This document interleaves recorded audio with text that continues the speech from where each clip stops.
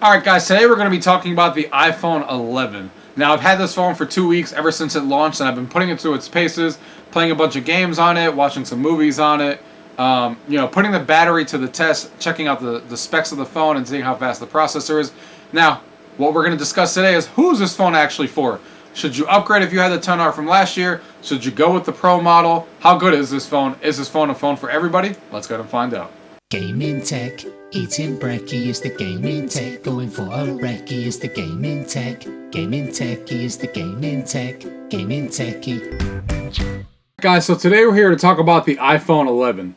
This is my 2-week review. I've had the phone since it launched on launch day, and I've been using it for the past 2 weeks. And I wanted to give you guys my impressions and my review on this phone after using it for that long, how the battery life is, if it lives up to the processor and their claims, graphics, and all the above. Compare it to what people are talking about, obviously against the Pro, and obviously also to talk about who should upgrade and who shouldn't. So let's go ahead and dive right in. Let's talk about my most impressive thing that I like about this phone coming from the other phones I've had in the past, and that is battery life. So obviously a lot of times people go out there and they're like, all day battery life, all day this, all day that, but none of my iPhones have actually ever lasted all day.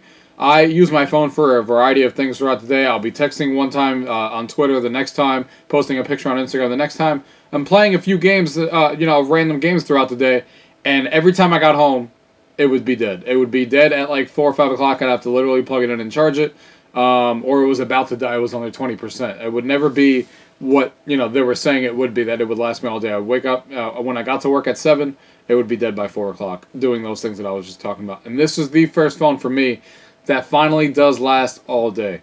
Now, this is obviously the sequel to the 10R from last year, and last year's version of the phone also claimed to be all day. I never had that phone, but this phone gets an hour of additional battery of what the 10R used to do.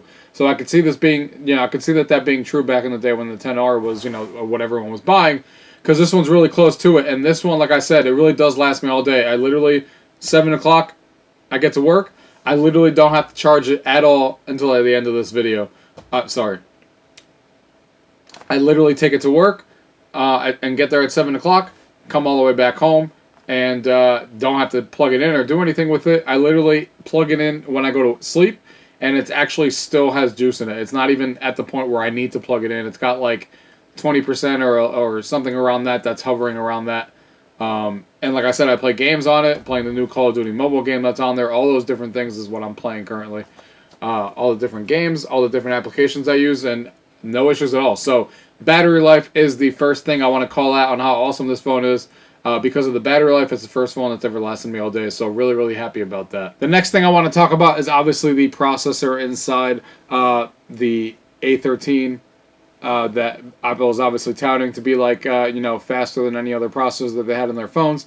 And yes, the phone is faster than other things. Face ID opens up like a half a second faster if you put them side by side. You'll see that the Face ID loads a little bit quicker on this one. And everything is just a little bit snappier. But it's not something that's obviously going to make or break you. If you had the 10R last year, it's probably just as fast now. Than when you got it. It's probably not slow in any way. So yes, this is a faster processor, and it is faster than the previous phones, and it is the same processor that's sitting in the Pro model as well, but there's not going to be, you're not going to notice it and be like, oh my god, this is so much faster than my old phones. Unless if you came from one of the older phones, which we'll get into later. Comparing this to last year's version, it's just a little bit faster, just to keep up with the times. It's like buying a laptop and a PC. Sure, it's faster, but are you upgrading your laptop every year just because of the fact that it's a little bit faster than the previous year? Of course not. So it's kind of like that. But obviously, it's a really good processor, really battery efficient and all that stuff. So processor is another good thing on here, just not the main reason why you would buy this. But one of the main reasons why you would buy this, besides the all-day battery life, is also the camera on here. Now, this is easily the best camera I've ever seen on a phone. Best video quality as well. We're shooting this so you guys can see it right now in the video quality with the iPhone 11. And the pictures that come up on here look so good. Some of that has 2 cameras on the back. So the first camera is the regular lens, and then you got the wide angle zoom lens. So it's really cool because you're used to taking pictures, and you take a picture of someone, and now you can see on the edges around the phone what it would look like if you switched to wide angle, so you would see the whole entire view of it. So that's really cool. and the wide angle does really give you more of the surroundings of what you're actually putting into frame. So, and the quality and the night mode on this camera is literally ridiculous. The night mode looks so good on here. Really takes really good pictures in the dark, and I'm really happy with how the pictures have turned out on here. And like I said, it's easily the best camera on any phone I've ever used, and it's just an awesome thing. That is one of the reasons why you would buy this phone. All day battery life, and the outstanding camera that's on here is just awesome. One of the other things on here that's really good as well is these speakers. The speakers on this thing are really good. They claim it to be like Dolby Atmos, or like, you know, spatial surround, I guess is the word phrasing that they use. It's hard to, you know, there's not like there's speakers on the front. They just have the speakers on the back, and the way that they're shooting out audio is basically like you feel like you're spatial surround. I don't know if I'd go that far as it being spatial surround or anything like that. They just sound really loud and really good to me. And better than what their previous phones have been. So there's that. But the best part about this phone also, one of the other things, is that it's actually now starting to be cheaper. When have you ever seen Apple actually drop their price of their phones?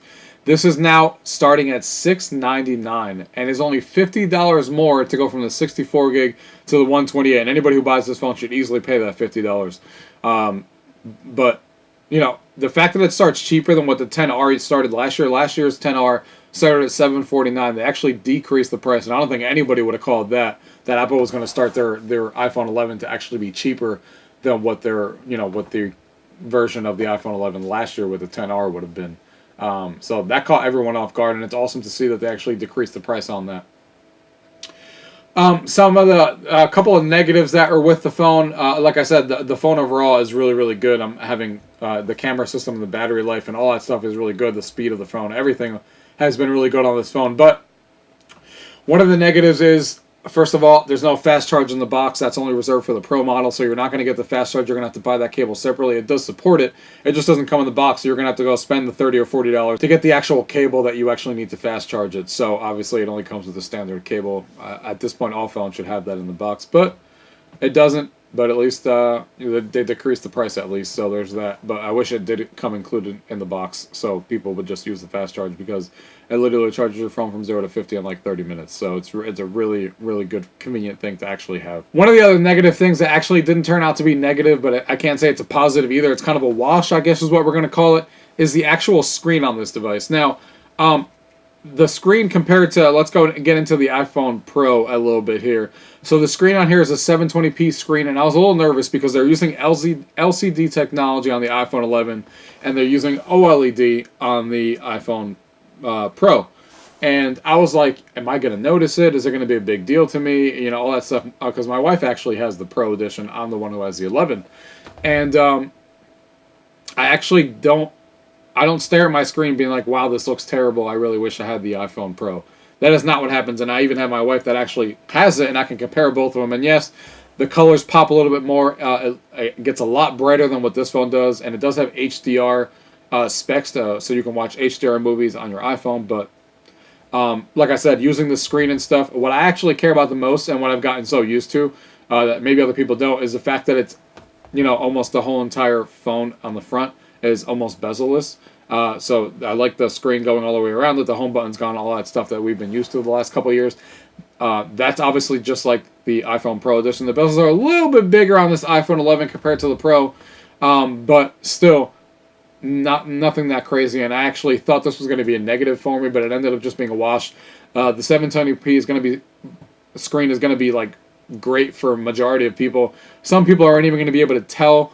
I've had people look at my wife's phone and the iPhone 11 and be like, hey, look at these two things or whatever.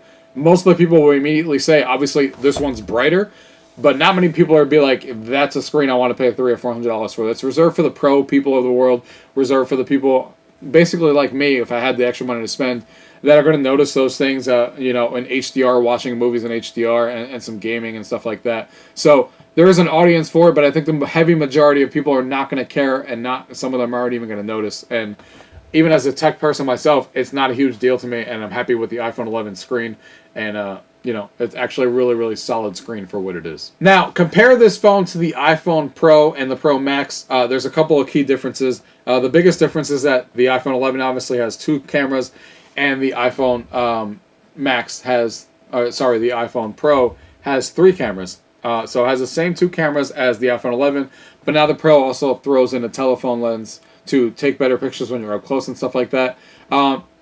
I use it on my wife and stuff like that. I'm not a photographer in any stretch of the imagination. I do like to take nice pictures. I like to use my phone to take pictures. And I think the iPhone 11, as I talked about, is an outstanding camera. And I think most people aren't going to miss the telephone lens. I think they did a good job in saying that the wide-angle lens is more important than the telephonic lens that the Pro model has, because if the wide angle makes a bigger deal and actually lets you get more into the shot, and I think that is something that people are actually going to use on a consistent basis. So it was good that that's on there. So there is an additional camera on there, and it does make pictures look better up close, but it's up to you on how, into photos you are, and if you're a photographer and stuff like that, that may be something you're interested in. But again, for the majority of users, I don't think that's going to be a big issue that they're missing out on that. The other thing that's obviously a big deal on there is the HDR screen and the screen itself, which we just talked about, and I just talked about what I feel about that, so we know how that goes. And then of course you get the additional battery life as well. You get 3 more hours on the regular and 4 more hours on the Max compared to the 11. So obviously you do get bigger battery life, and the screen's obviously bigger. This is a 6.1 inch screen on the 11 and a 6.5 inch screen on the Max edition of the Pro. You can also get the 5.8 inch, which is actually a little bit smaller than the iPhone 11, which is the Pro regular. That is just that 5.8 inch screen size. So the Pro regular size starts at $1,000. So basically $300 more than the iPhone 11. And like I said, what you're getting, 3 hours more of battery life at least. The screen obviously being OLED with deeper blacks and a little bit better color popping and stuff like that. And the 3rd additional camera. Those are the main differences on the phone. I think for a majority of people out there, the $300 is best spent somewhere else. Best thing is obviously go into a store or borrow someone else's and compare them side by side. Do what you normally do, open up Facebook and stuff like that. The thing is, majority of people who are going to buy the iPhone are literally texting and using Facebook and Twitter and stuff like that. And for those applications, they're not going to care about the OLED screen. The OLED screen really comes alive for people who watch movies on there with the HDR screen and play games on it and stuff like that. That's where you're going to get more of the benefit. But you have to decide if that's worth the additional $300. For some tech people, it will be. Technically, it's worth it for me, but I decided to save the $300 just because I'd rather put those $300 towards other things in the game room and stuff like that right now. But if you're a tech person, if you're a photographer and stuff like that, and you play a lot of games on your phone and you watch a lot of movies, that's where I would steer people towards if you have the additional money. But you're not going to be disappointed in the slightest by getting the iPhone 11. For a majority of people out there, the iPhone 11 is what I actually recommend for most people out there. And I've had a blast with the iPhone 11, haven't had any issues with it at all. Like I said, the all-day battery life is freaking awesome. To finally say I don't need to carry around a charger all the time. It really does last all day for me. To conclude this video, the people who should definitely upgrade to the iPhone 11, if you don't have the XR and you're coming from a phone that's 2 years older, this is definitely one you guys want to get for the majority of people, the iPhone 11, as long as you're not coming from the XR. This is a worthy upgrade between how great the camera is, especially if you like taking a lot of pictures, the all-day battery life that's in there, all that stuff, the better processor, all that stuff accumulates obviously to being a great phone, and the fact that it's $50 cheaper than last year's model makes it an easy recommendation for a majority of people out there. And for the people who are really into photography and stuff like that, and really watch a lot of movies on their phone and into the HDR, like the geeks and tech nerds of the world like me, then if you have the extra income, obviously go out there and get yourself the Pro model, because you're not going to be disappointed by that either. But the best thing is to compare them both side by side if you can in a store and see if the $300 is worth it for that screen. Because the screen is what you're going to be paying for on here. It's not going to be the camera. It's not going to be, it could be the battery depending on who you are. But this one already lasts all day for me. But you do get 3 additional on the other one. But it's up to you, obviously, if the screen is worth it. So maybe see one in person and compare them side by side if you could at a Best Buy or Apple store. But guys, that is me. That is my iPhone 11 review. I hope you guys gain some knowledge out of this. Helped you guys maybe steer you in the right direction. If you guys have any questions about your iPhone 11 or the Pro or anything we talked about here that you guys want to know about, as always, leave it down below. If not, thank you guys for watching. Till next time. Tech, gaming techie is the gaming tech, gaming techie, gaming tech. eating brekkie is the gaming tech. Going for a recce is the gaming tech. Gaming tech is the gaming tech.